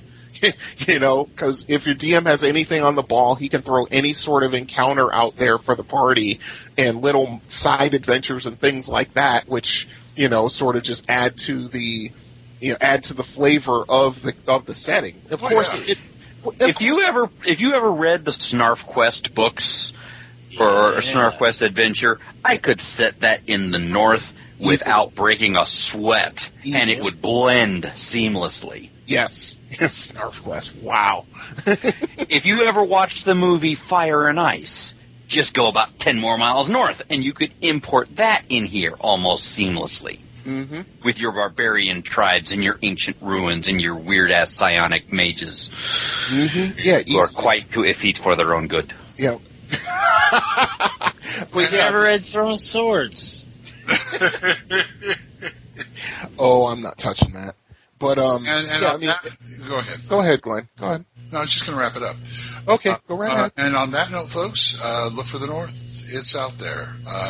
Tell us about it, THACOShammerGmail.com. Let's go into 99% perspiration. Scotch. Why don't we just get some carnations and a beer stein and just put them right up here? Jeez, Tolkien couldn't follow this plot. If somebody doesn't share your opinion. 99% perspiration. 99% proof. 99%. Scotch. Yeah, Scotch. Bolo's Guide to the North, which is kind of a companion to this set. Mm-hmm. Predecessor, but a companion nonetheless, yes. And it was 93, written by the man himself. Mm-hmm. Ed the Forgotten Realms head Greenwood. Yeah. Who's had this whole thing bouncing around in his head since the year I was born. Yeah, that still trips me out. And it continues on in the series of Volo tramping around a certain area and telling you all about his Michelin guide to the realms, basically. Mm-hmm. And if, Volo's bluster aside and Elminster's additions aside. Elminster's snark aside, yes. And his corrections at the same time gives you great, give you plot hooks on the hoof, gives you great stats for stuff. Plus, it just gives you okay, you've got the North box set, which is a DM's overview and all that kind of stuff. This gets down to the street level. Yeah. Go ahead. Here, don't go over there. This is the best bed to sleep in this town, etc., etc., etc. Mm-hmm.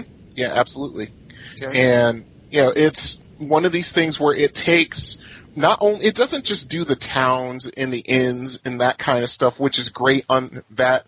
In and of itself, it also takes the legends, the ruins, in a given region, and he'll give a couple of sentences about it, just to kind of, give you a little smack upside the head, say, hey, if here. you need fleshed out crunch, if you need background, if you need details, if you need, for example, a murderous alley, a fest hall, a gambling house, a home, an inn, a ranch, a restaurant, schools and libraries, shops, have one of these books. Taverns, temples and shrines, unique sites. Get in here. Get his meds, will you? Yeah, I mean that is that's the secondary use. If you're not going to use it in a Forgotten Realms campaign, this gives you any sort. It's like I said before. If you can't read through half of this book and not get 15 or 20 good ideas for you to use in your campaign, you should just stop DMing.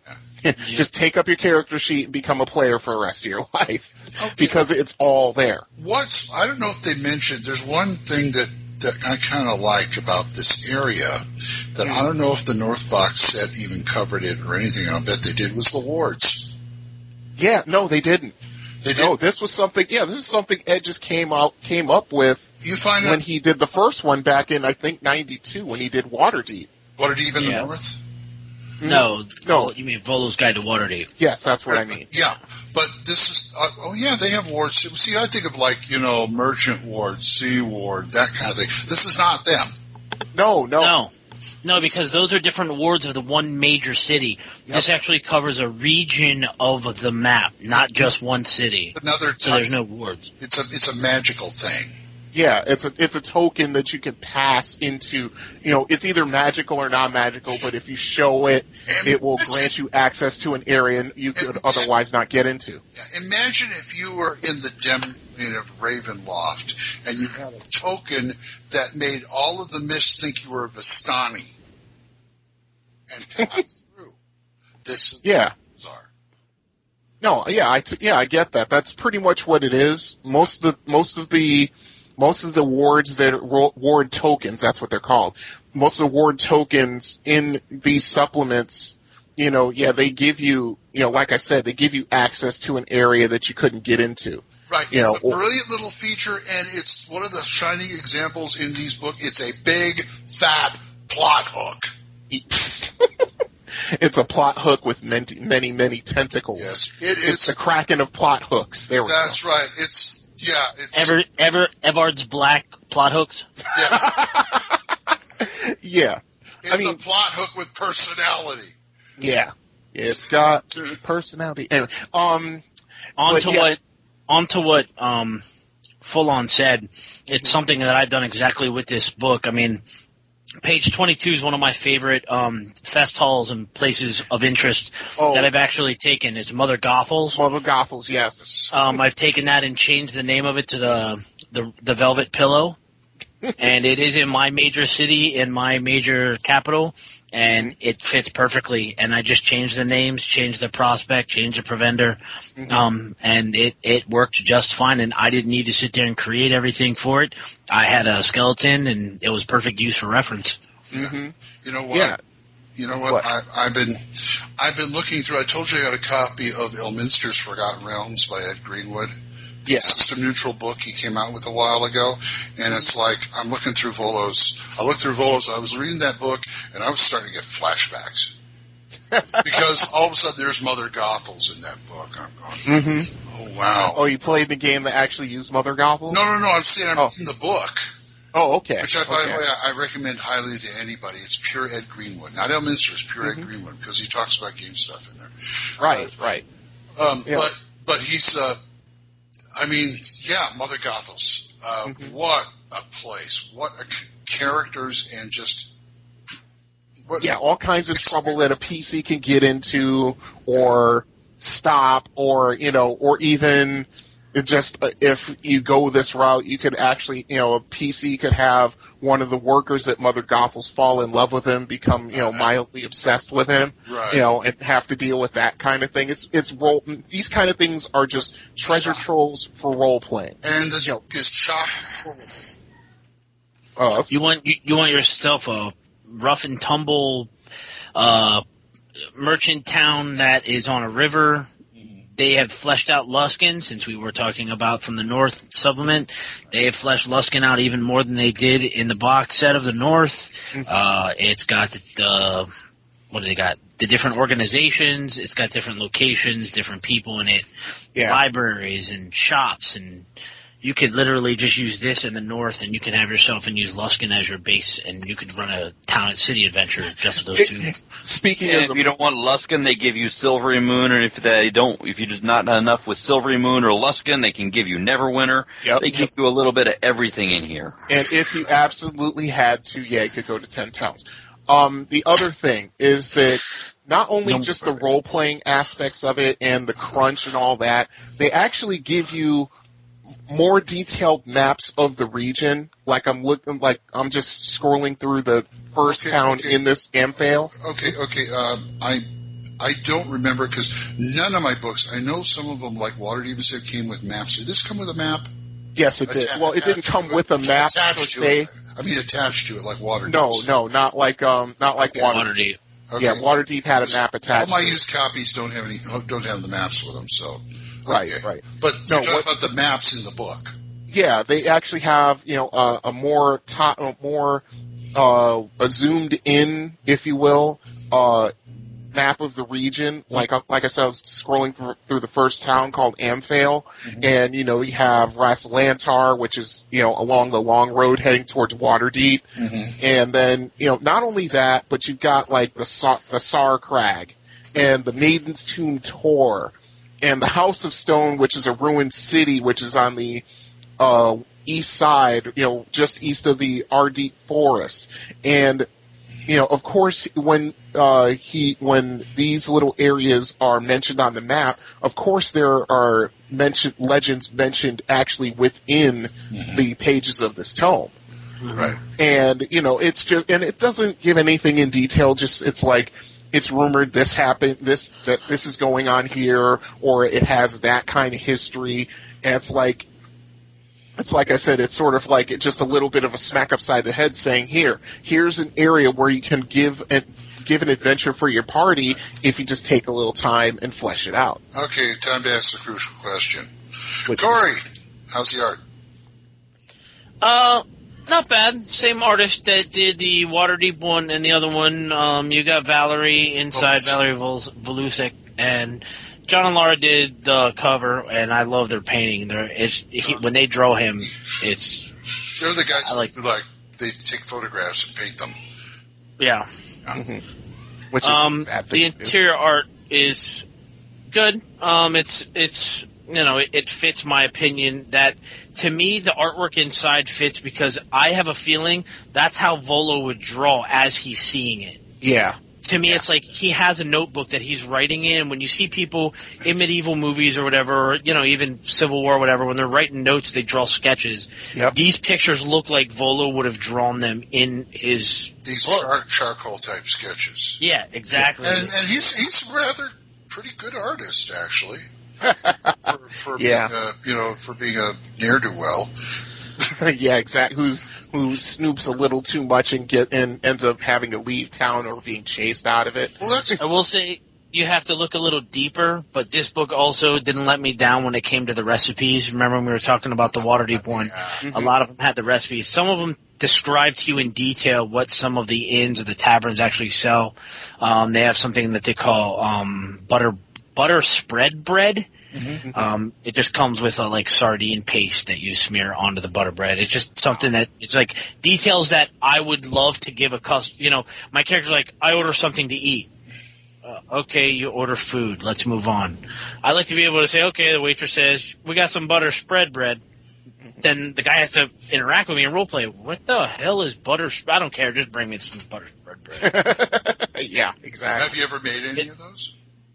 Actually, me and a bunch of our players did make the cockatrice stew, or the cockatrice, fried cockatrice. Wow. Yeah. It was awesome. We just use a turkey because that's what they tell you to use. Yeah, because it's nice. Elminster puts the measurements in there for you. Yeah, but it's funny because they're like a sneeze of pepper. That's more that's a little more than a dash. Yeah, I know, but I'm saying that when they use some of the colloquial terms from then, it's like, and you got to figure it out. Whisper the wine over the top of the chicken, and I'm like, whisper? That drizzle. See, when you're going to cook with a little bit of wine, you got to make sure you apply it in the proper measure. First, you got to make sure you got good wine, so and I put a little bit on the chicken, and okay, we're going to set that aside now.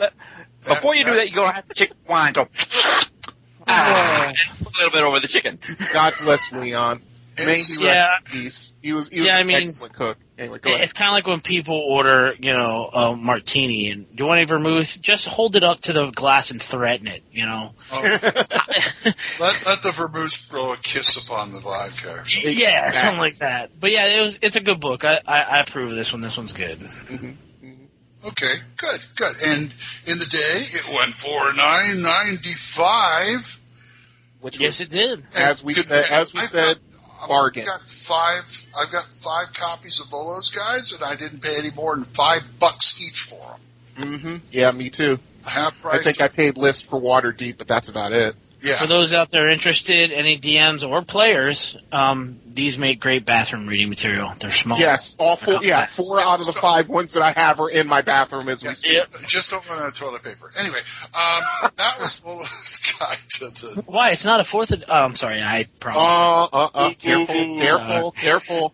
You're almost in violation. Almost. I towed the line. I didn't cross it. I towed the line. Mm-hmm. Let me say this then about this type of product in the quality that it's made and the way it's done and the way it's presented. Go ahead. Every game system out there needs a thing like this. I agree. Star Wars did it for a little bit with some of the stuff that they had, the Platts guides, these Volo guides. The Platts guide to smugglers and Outer Rim and stuff like that. Those Platts guides are awesome like this. This is awesome like this, and it is a model that should be emulated by people who want to produce game material that will support your hobby forever. Yes. Yeah. And especially when it's not even there's not a die stat in here anywhere, so it is entirely free and clear of any addition, except for the spells that are listed in there. The spells and maybe the magic items are the only stats that are in there, and those are translatable. 99.9% of the rest of the book is edition generic, can be used with any system, and you can master your game in a moment with it in your hands. This is the successor from stuff like the Gazetteers and the Poor Wizard's Almanac. Oh, yeah. Mm-hmm. Yeah, the Poor Wizard's Almanac was the precursor to this, but I think it tried to do too much with 128 pages. It tried to do the entire known world, which didn't work all that great, but that's my opinion. Yeah, I like this book because, honestly, he's right. It's edition neutral, and it's the fact that anybody can pull reference out of here. I don't care if you're a player or a DM, even a player. Dude, I need a name for my character. Brrr. There's a first name. Brrr. There's a last name. Yep. Done and done. Where are you from? Brrr. I'm from there. I mean, you could use this. Anybody could use this. It's a great supplement. That is one of the hidden treasures to me of second edition. Nobody realized how much system neutral idea stuff came out. Mm-hmm. Yeah, and that's the bet.